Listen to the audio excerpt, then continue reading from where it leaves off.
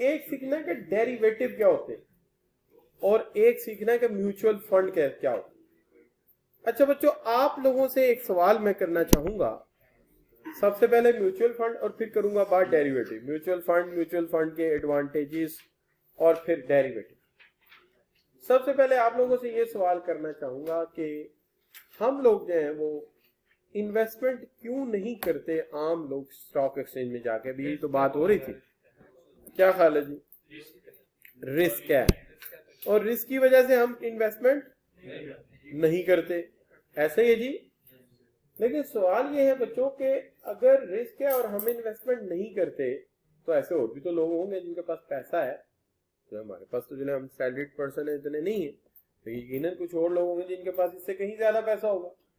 जैसे आपके पापा हैं, आपके दादा हैं, आपके चाचू हैं, आप लोगों की जमीनें हैं इतनी, तो फसलें जब कटती होंगी लाखों रुपया इकट्ठा होगा, मजारों बेचारों छीनते भी होंगे।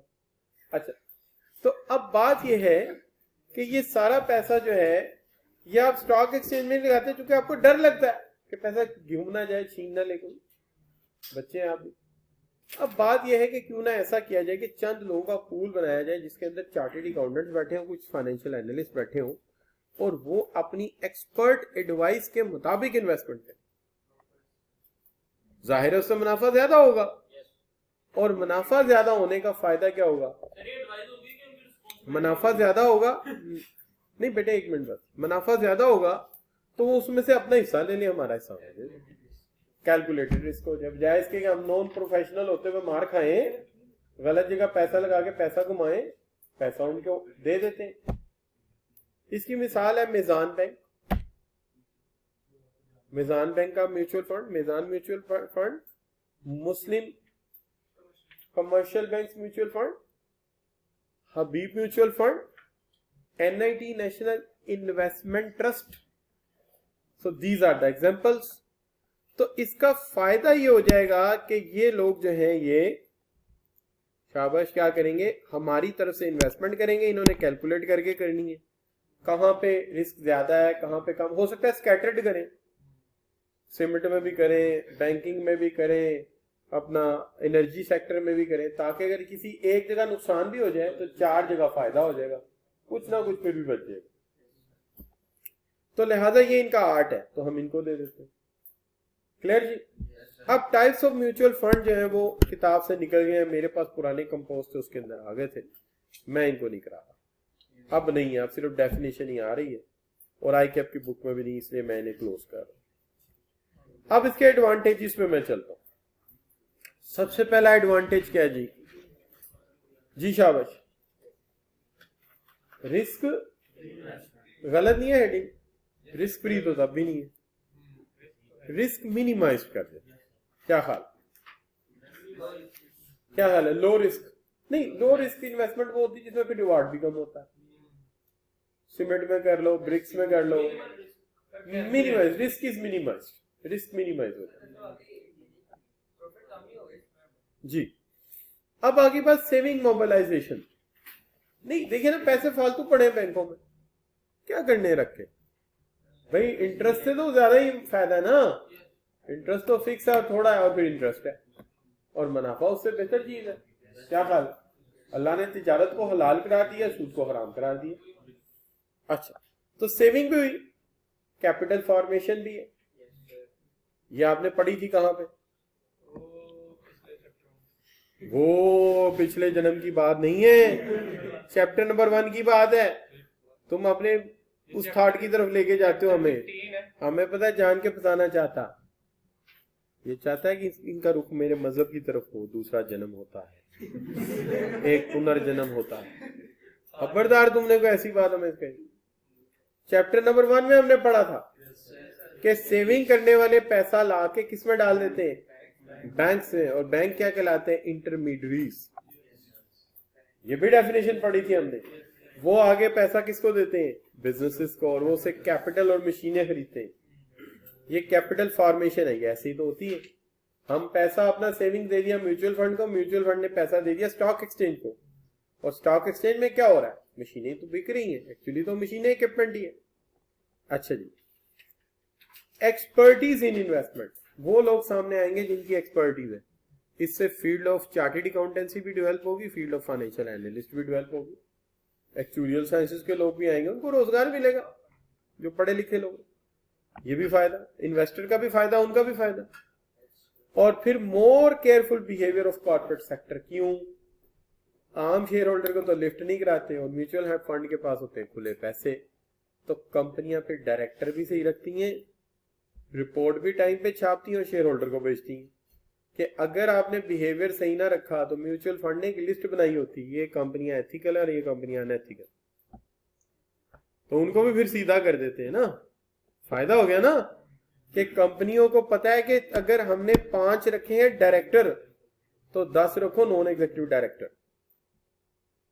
और उसके अंदर रखो पढ़े लिखे लोग, और फिर उनकी लिस्ट दो शेयर होल्डर को, ये देखो हमने बिल गेट को रखा हुआ आईटी की फर्म में, ठीक है जी, हमने जो है ये देखिए जनाब ट्रस्ट की फर्म में हमने अब्दुल सत्तार ईदी को रखा हुआ, इंसाद बर्नी को रखा हुआ जी।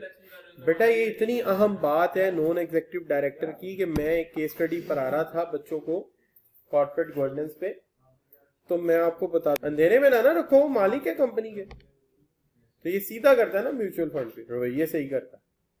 अगर नहीं करेंगे क्या करेंगे, उन्होंने सजा कोई नहीं देनी, नाम उठा के नीचे कर देना, नाम नीचे आ गया लोगों ने शेयर्स भेज देना, कहना नहीं जब अनएथिकल है हम क्यों रखें शेयर्स। अच्छा बच्चों, the main advantage of mutual fund is that, best option ढूंढना आप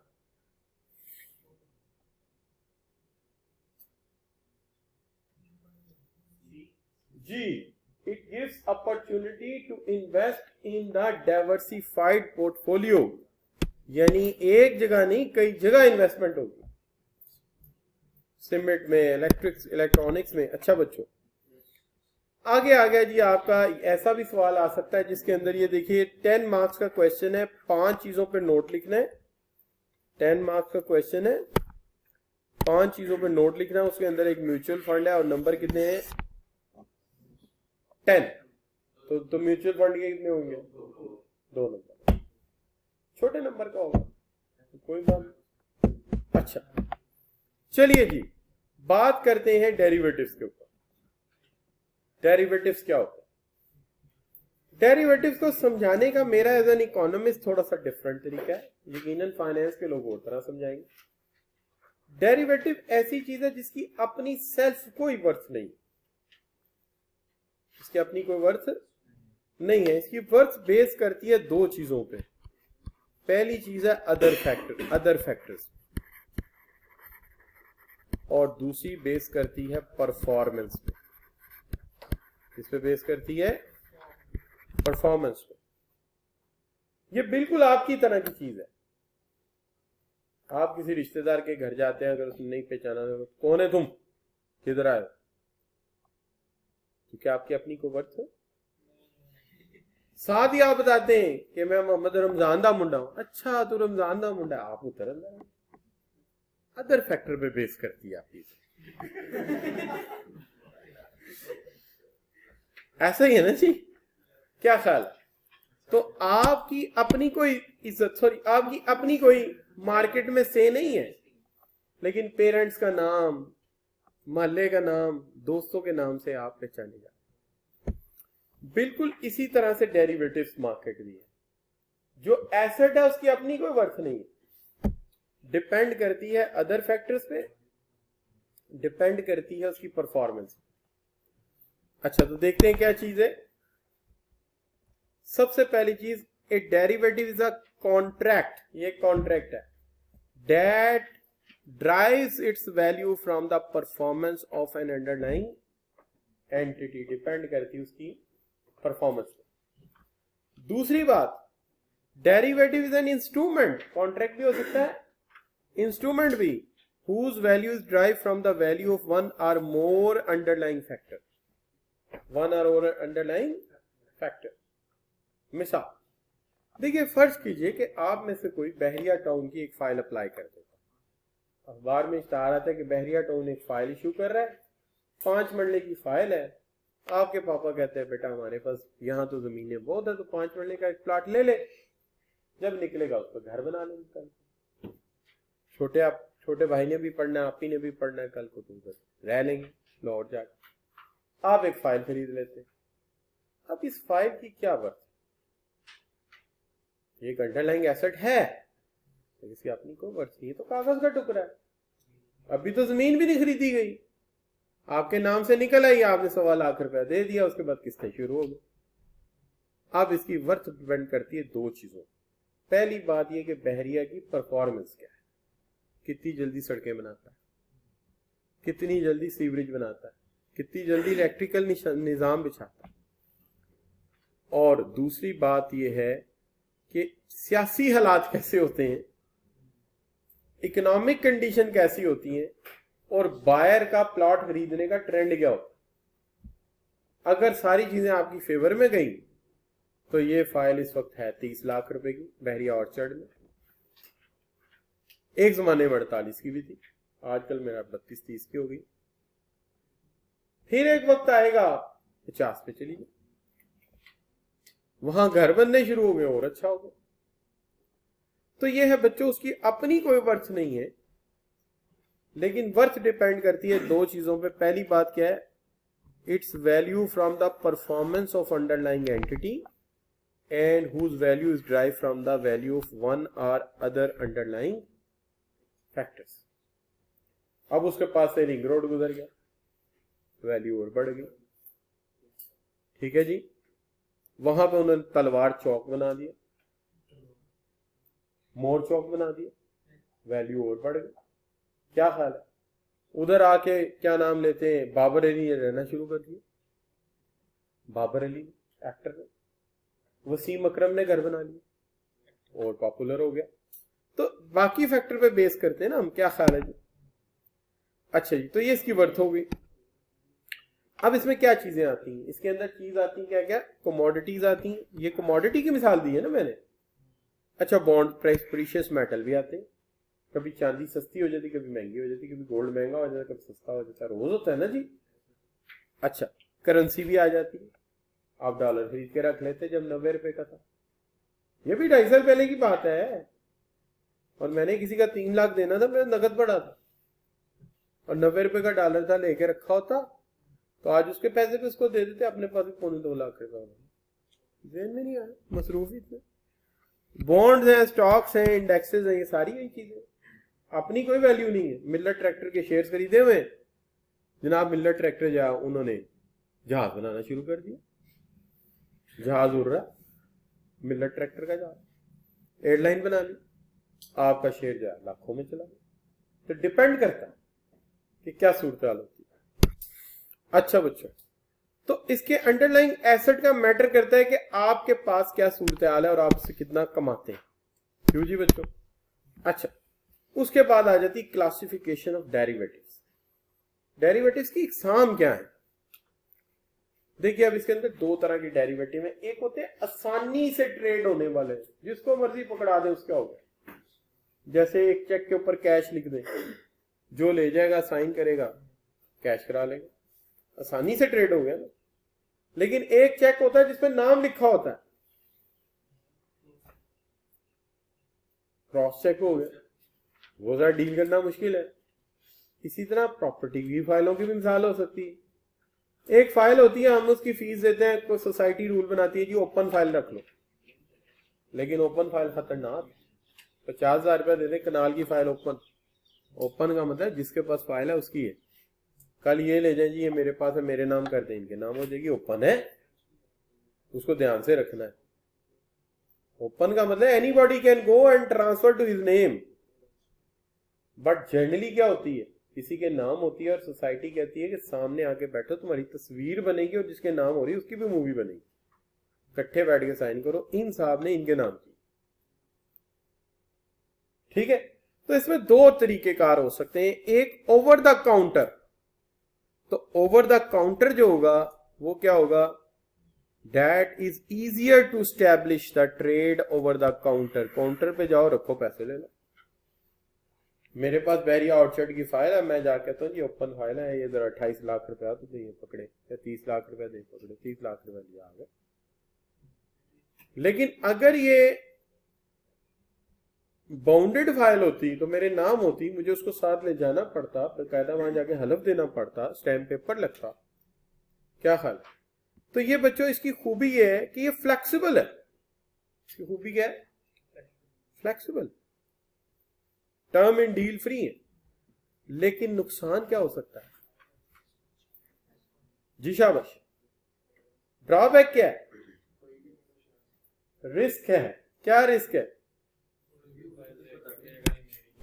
भाई आप रख के बैठे हुए, आप लेके जा रहे हैं, रास्ते में ये बंदा रोक लेता आपको। यही बंदा क्यों रोकते जा रहा है? नहीं, इस बंदे को कोई रोक लेता है, ये मैं कह रहा हूं। ये तुम्हारे पास फाइल है, हमें दे दो। क्या ख्याल है बच्चों? तो ये रिस्की भी है। लेकिन जो दूसरे टाइप के एसेट्स हैं, एक्सचेंज ट्रेडेड, ये क्या है शाबाश? Complex types of the derivative have strict condition of trading. Strict condition of trading. अब ये एग्जामिनर के मैंने पेपर से ले लिया था, किताब में अच्छा नहीं था, मुझे वहां से अच्छा लगा। तो सबसे पहली बात ये क्या, बेनिफिट क्या है? Level of risk is low. किसी को ले गया डुप्लीकेट निकलवा लेंगे, ले जाके ये नहीं कह सकता मेरे नाम कर दूं, कह रहे हो ये तो मोहम्मद वहीद के नाम है, हैदर आजरा चोरी करना। क्या ख्याल? क्रॉस चेक है किसी दूसरे के नाम है, आप जाके बैंक से कहो यार ये पैसे तो दो, वो कहेंगे बैठो पैसे देते। क्या हाल? लेकिन रिजिड है, बैंक में जमा कराना पड़ेगा, 2 दिन लगेंगे, एप्लीकेशन देनी पड़ेगी, 1 दिन ट्रांसफर वाला अफसर बैठेगा, तो लंबा काम।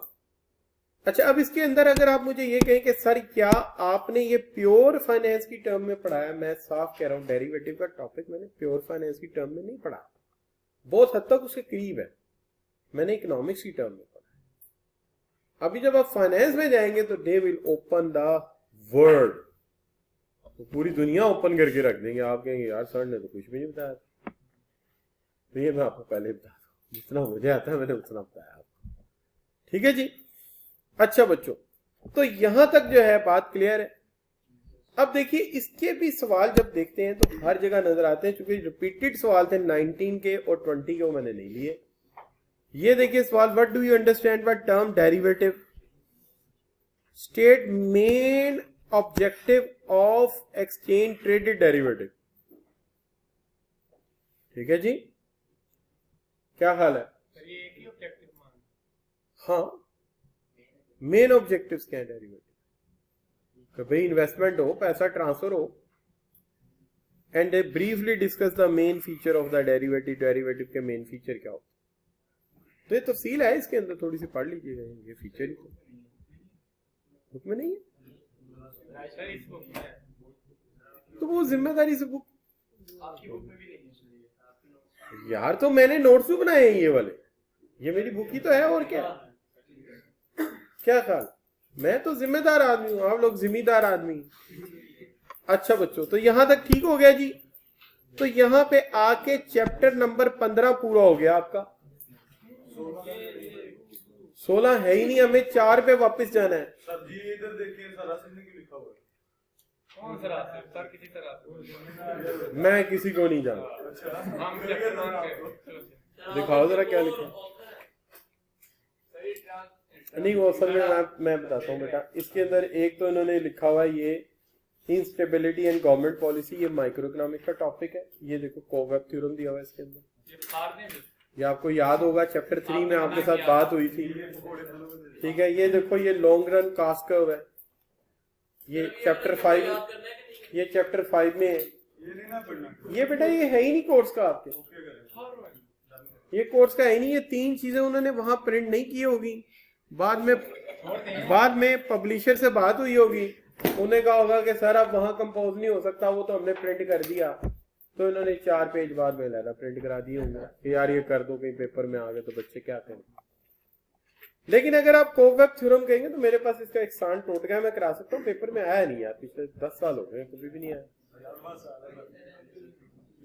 यार। मेरी बात सुनो, एक तो है हम फास्ट ट्रैक कोर्स, तो हमारा काम है स्मार्ट ट्रैक कोर्स है, फास्ट ट्रैक नहीं, स्मार्ट ट्रैक कोर्स। लिहाजा हमें स्मार्ट काम करना है, ये नहीं डर के ये भी पढ़ा दो, वो भी पढ़ा दो, वो भी पढ़ा दो, आखिर में जाके सम अप ना हो। नो नो नो, वेपन हमेशा मुजाहिद के हाथ में स्मार्ट देना चाहिए, मुगलों वाली गने नहीं पकड़ानी चाहिए। 12 फुट की गन है, निशाना से ही लग गया तो पिछले ने हिला देती, अगर निशाना से ही तो ट्रिगर दबाना भूल गया है। इतनी देर में गोरों ने आके 4 गोलियां ठोक दी। उनके पास चेन गन थी। बल्कि एक तो बड़ी इंटरेस्टिंग बात है, एक बच्ची मुझे पूछती है, हम म्यूजियम में थे, वो शाही के ले गए, सर ये आपको पता है ये बंदूक इतनी बड़ी क्यों है?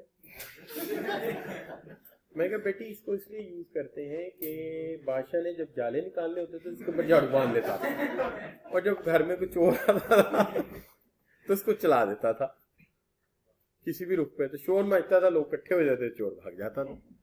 भाई यही है, इतनी बड़ी गन जो है निशाने पे जब तक रखेंगे चोर पीछे से आगे ईंट मार के भाग जाएगा।